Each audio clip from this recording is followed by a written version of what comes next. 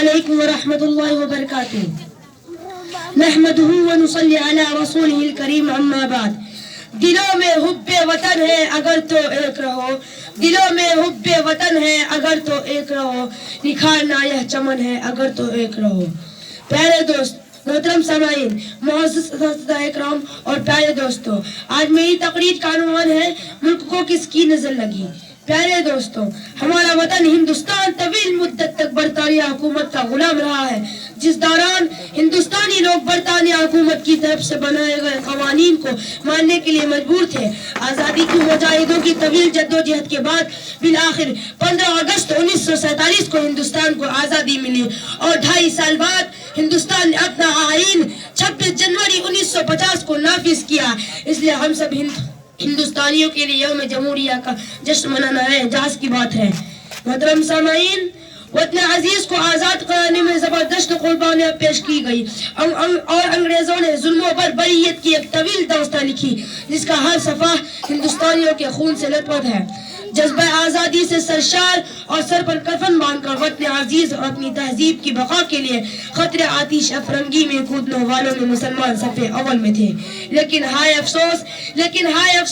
نہ جانے وطن عزیز کو کس کی نظر لگ گئی ہے کہ پورے ملک میں بدامنی اور بے چینی بڑھتی جا رہی ہے کچھ لوگوں کو یہاں کے میل جول ہندو مسلم اتحاد بالکل پسند نہیں حالانکہ یہاں مختلف افکار و خیالات اور تہذیب و تمدن کے لوگ صدیوں سے بستے ہیں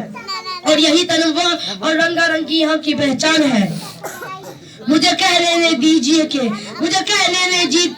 کہ چند فرقہ فرست عناصر ہیں جنہیں ملک کی یکسائی اور اس کا سیکولر نظام بالکل پسند نہیں اور ساری اقلیتوں کو اپنے اندر جذب کرنے یا بالکل ان کا صفایا کرنے اور ملک کے جمہوری ڈھانچے کو تبدیل کرنے کے لیے بےتاب ہے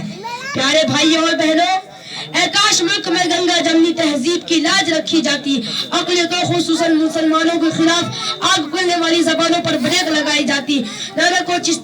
چشتی کے خوابوں کا تعبیر ڈھونڈنے کا عزم کیا جاتا ضرورت اس بات کی ہے کہ آج ملک بھر میں آئین کے تحفظ جمہوری اقدار کی بقا کے لیے عہد ہو اور نفرت بھرے ماحول کو امن و بھائی چارے سے بدلنے کی بات ہو موجودہ ماحول میں علامہ اقبال کا یہ شعر سکون دیتا ہے سارے جہاں سے اچھا ہندو ستا ہمارا سارے جہاں سے اچھا ہم بلبلے اس کی یہ گل ستا ہمارا سارے جہاں سے اچھا شکریہ